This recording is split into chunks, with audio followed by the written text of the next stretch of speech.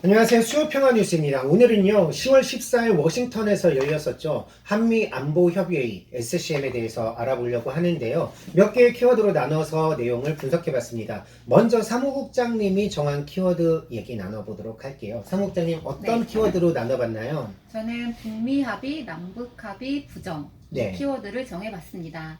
이번 SCM에서는 북한의 완전한 비핵화가 들어갔는데요. 네. 이는 한반도의 비핵화를 약속한 북미 합의 판문점 선언에 위배되는 내용입니다. 미국이 핵을 가지고 북한을 끊임없이 위협해왔고 이를 미국도 인정했기 때문에 상호 신뢰를 구축한 상태에서 새로운 관계를 수립하고 한반도 비핵화를 하기로 약속을 했었는데요. 네. 그런데 이 내용을 한미가 무시하고 북한의 완전한 비핵화를 넣었습니다. 또한 한미연합 군사훈련 지속도 이번 SCM 내용에 들어가 있는데요. 네. 연합군사훈련 중단은 트럼프 대통령이 싱가포르 합의 때랑 작년 판문점 회동에서 직접 약속한 내용입니다. 그렇죠. 이것을 어기고 한미연합 군사훈련이 강행되었기 때문에 지금 북미 관계나 남북 관계가 이 지경이 되었잖아요. 그렇죠. 그럼에도 불구하고 이번 SCM에서 연합군사훈련을 지속하겠다라는 한미 간의 약속이 들어가 있습니다. 예, 이렇게 SCM에 대놓고 북미 합의 또 남북 합의를 부정하는 내용을 넣었습니다. 네, 저는요 3불 합의 부정하고 사드 배치 강행 이렇게 정해봤는데요. SCM에서 성주 사드 기지의 안정적 주둔 여건을 위한 장기적 계획을 구축하겠다고 했습니다. 한미일 3자 안보 협력을 지속해 나가겠다고도 했습니다. 사드 내용은 2017년 배치 이후 처음으로 SCM에 들어갔는데요. 최근 국감장에서 2017년 중국과의 사드 합의 당사자였던 남관표 당시 국가안보실 2차장이었죠. 그리고 강경화 외교부 장관이 중국과의 사드 3불 합의를 부정하는 발언들을 연이어 내놓고 있는 것도 대놓고 사드를 정식 배치하겠다는 의도로 보입니다. 3불, 즉 사드 추가 배치, 미국 주도 MD 가입, 한미일 군사 동맹을 안 하겠다는 이 중국과의 합의를 이야기하는 건데요. 이 합의를 했었는데 이는 합의가 아니라고 지금 이야기하고 있는 것입니다. 타이밍 또한 묘하게 맞아떨어지고 있는데요. 사드는 촛불항쟁 당시의 대표적 요구였습니다. 문재인 대통령이 철수를 약속한 사안이기도 했었죠. 박근혜 적폐 중에 적폐인 사드를 문재인 정부가 임시 배치한다고 했는데 이제는 더욱 노골화해서 미국 주도 MD에 적극 가입하려고 하는 것입니다. 네. 네, 그런데 그러면 중국의 반발이 상당할 텐데 어쩌려고 이러는 거죠? 네, 그렇죠. 그 어쩌려고 그런지 모르겠습니다. 아니, 그리고 한미일 군사동맹은 과거사 반성도 않는 일본과 어떻게 동맹을 맺는다는 네, 거죠? 정말 말도 안 되는 말이죠. 네. 다음 키워드 소개해 주시죠. 저의 다음 키워드는 실사격장 제공입니다. 네, 이 부분은 언론에서도 많이 나오지 않았던 부분 같은데요. 네. 자세하게 좀 얘기를 해 주시겠습니까? 그렇습니다. 한미 관계 현주소 투쟁하고 계시는 주민분들이 계셔서 꼭 여러분께 알려드리고 싶은 내용인데요.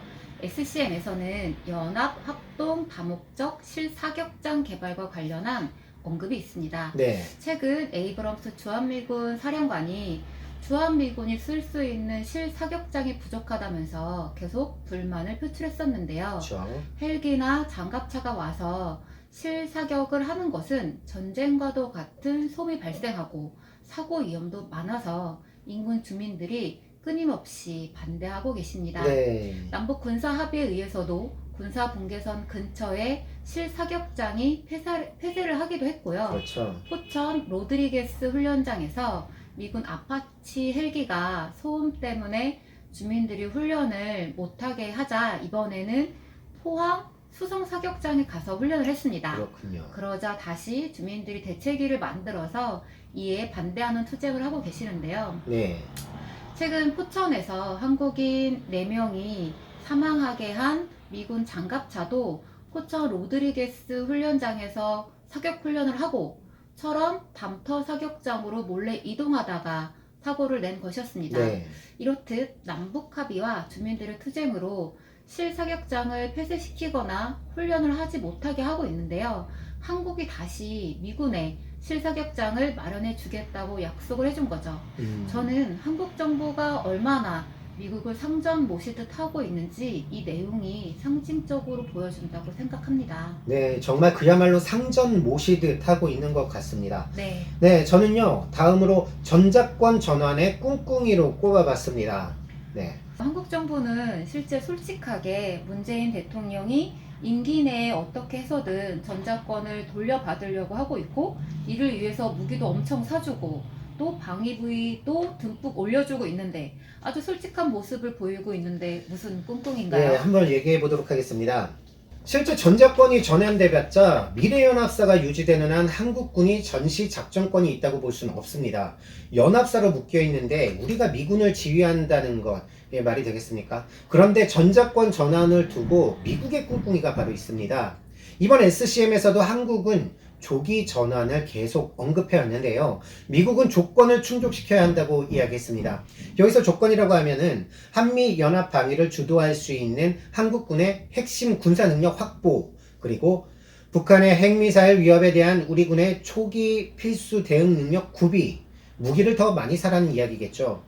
전작권 전환에 부합하는 한반도 및 지역 안보 환경, 이것은 해석하기 좀 나름일 텐데요. 미국은 계속해서 이렇게 조건을 상향시키고 있습니다. 그러면서 전작권 전환을 미루려고 하고 있는 것이죠. 네. 왜 그런 거죠?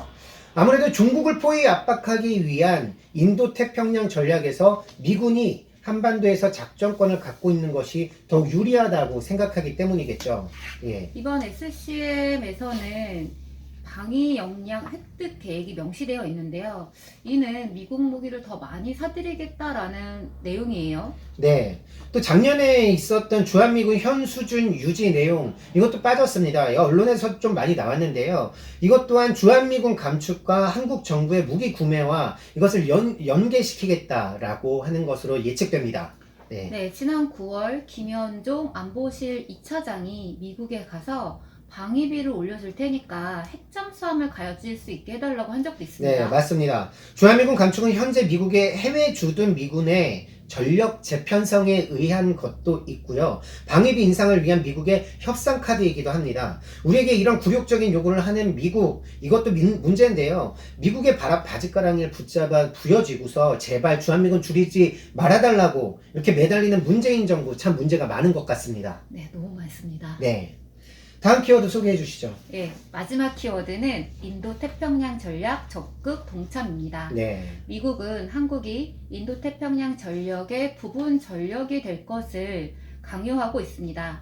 이번 SCM에서도 여실히 드러났는데요. 네. 에스퍼 국방장관은 한국이 신남방 정책과 같은 제안으로 영내 안보에 기여하고 있고 인도 태평양 안보에도 적극적으로 기여를 하고 있다라고 이야기를 했습니다. 네, 그렇죠. SCM 합의문에서도 항행과 비행의 자유, 자유 안보, 지역 안보 협력 구상, 우주, 사이버 등 다양한 분야에서의 협력 내용이 들어갔는데요.